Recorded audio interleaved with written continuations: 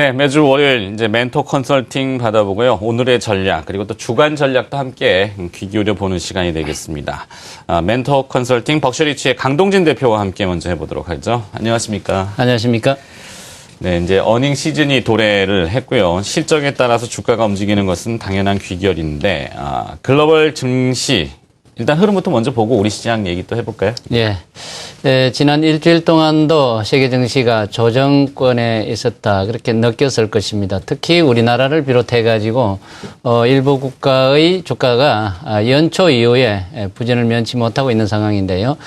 그러나, 조정받는 나라하고, 그 다음에 새롭게 매수세가 매수 신호가 나온 나라들하고 뚜렷하게 대비되는 그런 모습을 보여주고 있습니다.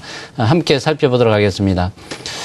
일단 조정받는 나라 제일 아랫단을 보시면은요, 중국이라든지 브라질, 우리나라 코스피 지수, 그리고 러시아 등등 주로 브릭스 국가와 그와 연동된 나라들의 주가 움직임이 여전히 좋지 않다 하는 것이 드러나고 있고요.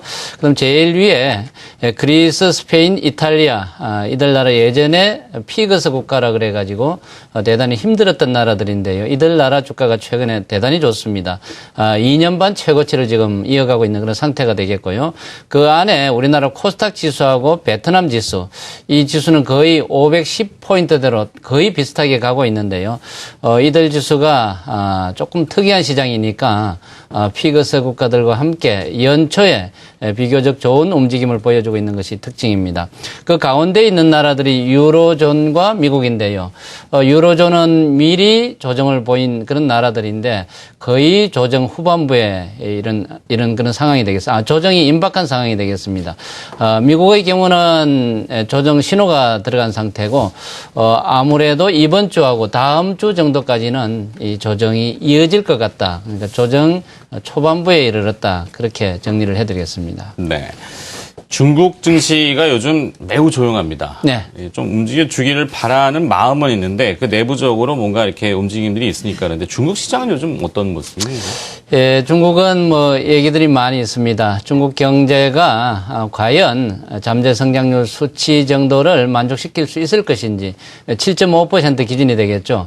그다음 중국 내부적으로도 시진핑 집권 이후에 개혁 프로그램이 가동이 되고 있는데 이것이 경제에 어떤 영향을 끼칠 것인지에 대한 의구심입니다. 그다음에 중국 시장의 움직임은 대단히 만만디거든요. 천천히 움직이는 그런 경향이 있는데 투자자들이 너무 천천히 움직이니까 또 안 들어가는 면이 있다. 그런 평가도 있습니다. 현재 중국 상하이 지수의 동향을 보면은 한동안은 잘 올랐습니다만은 지난해 하반기에 잘 올랐습니다만은 12월 들어서 아주 그 조정폭이 큰 상태입니다. 조정이 어느덧 4주 정도 진행이 되어 가지고 상하이 지수가 2000포인트대 근방에 와 있는데요. 이 2000포인트대는 더 내리기에 어려운 정도에 이르렀습니다. 즉 역설적으로 얘기하면은 중국 시장의 반전 기대감도 지금부터는 이어질 만하다. 그렇게 느껴지고 있고요. 그다음에 최근에 중국의 위안화 동향이 또 주목이 되고 있는데 다른 나라의 통화가 달러에 비해서 비교적 약세권인데 중국 위안화하고 우리나라 원화하고 영국의 파운드하고가 강세 방향이었거든요. 이 중국의 위안화의 강세 영향, 이것이 중국 정권 시장에 어떤 영향을 끼칠 것인지에 대한 그 관심이 많은데 이것이 지금은 조금 외국인 투자가들을 불러들이는데 조금은 장애 요인이 되고 있다. 그래서 중국 시장이 부진한데 근데 전체적으로 보면은 중국 시장의 반전을 노리는 투자자들이 대단히 많다 하는 것도 아울러서 전해드리겠습니다. 네. 자, 이 테이퍼링, 양적 완화의 점진적인 축소 이슈가 미국 시장에서는 시장 금리를 끌어올렸죠. 10년 만기 국채 수익률 보면은 3% 내외에서 계속 공방전이던데요. 네. 지난 주말에 12월 고용 동향이 예상 밖으로 부진을 나타냈습니다. 네. 자, 유동성은 어떻게 이제 흘러갈 거라고 보십니까? 예, 그 경제 지표 동향을 조금 소개를 해드리겠는데 우리 앵커께서도 지적을 해주셨는데요. 지난주에 미국 시장의 혼조권을 경제 지표, 특히 그 고용 지표가 부진해서 그렇다 하는 얘기를 저도 듣고 있거든요. 그런데 그것은 조금 좀 새겨서 들을 필요가 있겠다 그 말씀을 드리고 싶습니다. 그래서 제가 노란색으로 이렇게 표시를 해놨는데요. GDP 성장률 수치가 잠재 성장률 수치보다도 위에 있다는 것은 알고 계시리라 생각합니다. 3분기에 확정치가 4%대 이상이니까요. 그다음 한가운데 보면은 ADP 민간 고용 이 수치가 12월 수치인데 이 수치는 더 높게 나왔거든요. 그다음에 비슷한 수치 비농업 부분의 순고용 숫자는 예상보다도 줄어들었다. 이것을 조금 새겨 들을 만하겠고요. 그다음에 실업률 수치가 7%대에서 6.7%대로 뚝 떨어졌습니다. 이것은 떨어지는 방향이거든요. 그리고 미국의 그 금융당국이 원했던 그 수치대로 가고 있는 상태고요. 이렇게 보면은 고용 수치가 좋았는데 실업을 취직을 포기한 숫자가 많다 하는 거하고 그다음에 비농업 부분의 수치가 예상보다도 줄었다 하는 것 때문에 이것을 고용 쪽에 악재다 이렇게 해석을 하는데 그건 조금 오버된 것 같습니다. 그다음에 이거 영향으로 미국채 수익률이 3%대 급락을 했다. 그런 면이 있기는 있는데 제 느낌으로는 이 FED가 채권 시장에서 월 단위로 850억 달러의 채권을 사주다가 이제 750억 달러를 사주고 있거든요.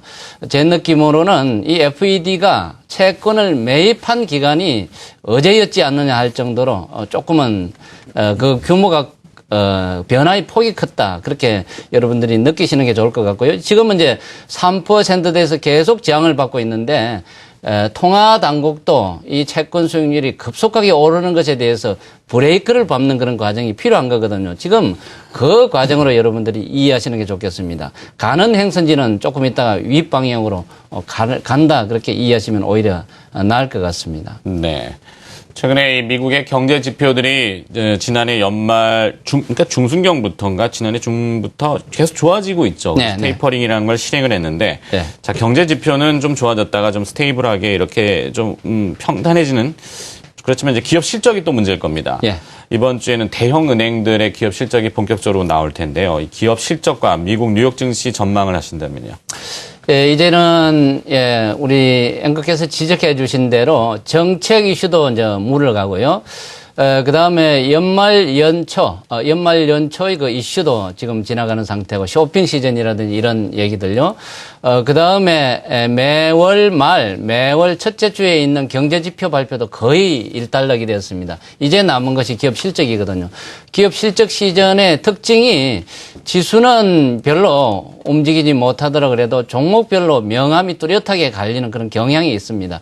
그런데 일단은 이제 알코아의 실적 발표가 있었는데요. 그것이 주가에 영향을 끼쳐가지고 지난주 말에 알코아 주가가 내렸습니다. 그 대신에 비철금속 쪽에 있는 알코아의 주가는 내렸습니다만은 FCX 구리 관련 종목이라든지 금 관련주는 비교적 큰 폭으로 올랐거든요. 이와 같은 현상이 실적 시즌에 주로 나타나는 현상이다. 그렇게 이해하시면 되겠고요. 종목별 동향을 조금 더 소개를 해드리면은 에너지 관련주 중에서 쉐브론 주가는 비교적 내렸거든요. 1.8% 정도 내렸는데 에너지 기자재 관련인 셜럼버저라는 큰 기업이 있는데요. 이 기업의 주가는 또 1.8% 정도 올랐거든요. 이것은 실적과 연동되는 그런 면이 있다. 그렇게 이해하시면 되겠습니다.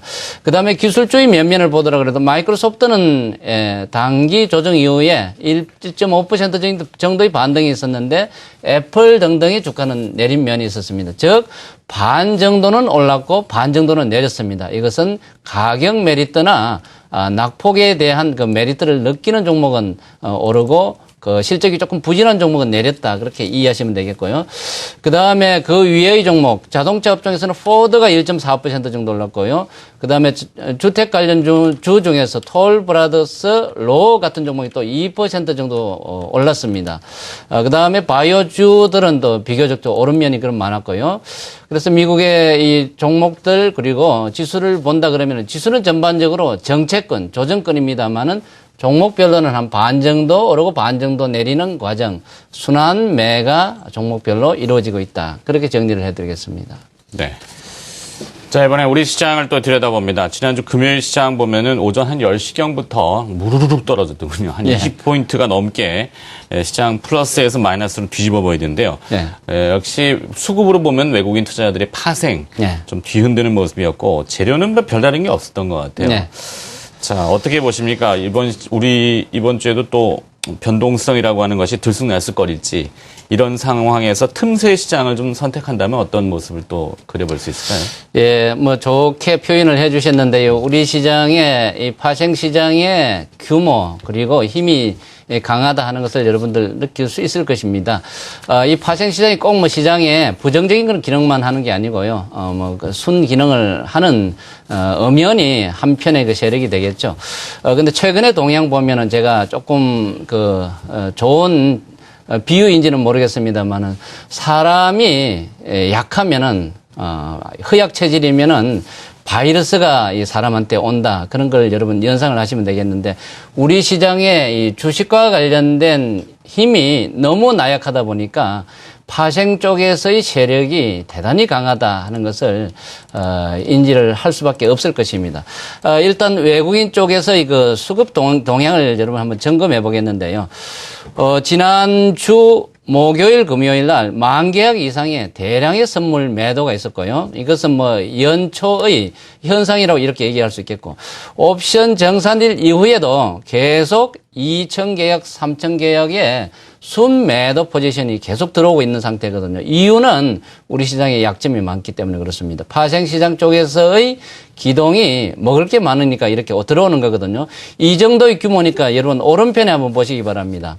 이 프로그램 매매 규모가 이 정도로 연속적이고 대단히 큰 규모거든요. 이것은 지수를 전반적으로 휘둘리게 하는 그런 요인입니다.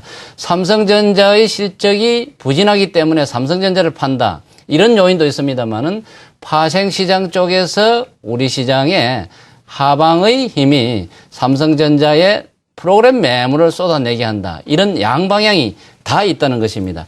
이것은 뭐 시간이 가면은 어느 정도 진정이 되고 그러겠습니다만 현재는 우리 시장을 끌어내리는 주요한 요인 중에 하나다. 그렇게 이해하시면 되겠고요. 그다음 코스피 지수의 현재 신호를 보여드리겠습니다. 제가 지난주에 내려서는 안 되는 위치를 여러분께 말씀을 드렸고 그 아랫단에 1880포인트대가 그 위치인데 아직은 뭐 거리가 멀게 되어 있습니다. 근데 그 위에 1970포인트대가 안정지대인데 여기 좀 붙어 있으면 좋겠다 그 말씀을 드렸는데 현재는 초록색으로 표현된 대로 하방으로의 힘이 강한 상태거든요. 그런데 1900포인트대 아래로 깨지기는 너무 거리가 멀기 때문에 그 정도는 아닐 것 같고요. 지금 이 위치대에서 하방 경직성의 모습을 보일 수 있을 것 같다. 그렇게 말씀을 먼저 드리겠습니다. 근데 여러분들이 지금 해야 될 일은 지수 관련 대형주는 전반적으로 프로그램 매물의 압박도 있고 기스난 종목들이 많거든요. 그것은 좀 빼고 최근에 코스닥 시장에서 보듯이 그리고 중소형주들 중에서 최근에 빨간 종목들이 점점 늘어나고 있거든요. 네. 이것이 기저에 흐르고 있는 수급의 변화니까 이번 주부터는 그들 종목 중심의 틈새 종목을 공략할 시점도 되었다. 그렇게 여러분께 권해드리겠습니다. 알겠습니다. 자, 멘토 컨설팅 받아봤습니다. 벅셔리치의 강동진 대표가 수고해 주셨습니다. 고맙습니다. 네, 감사합니다.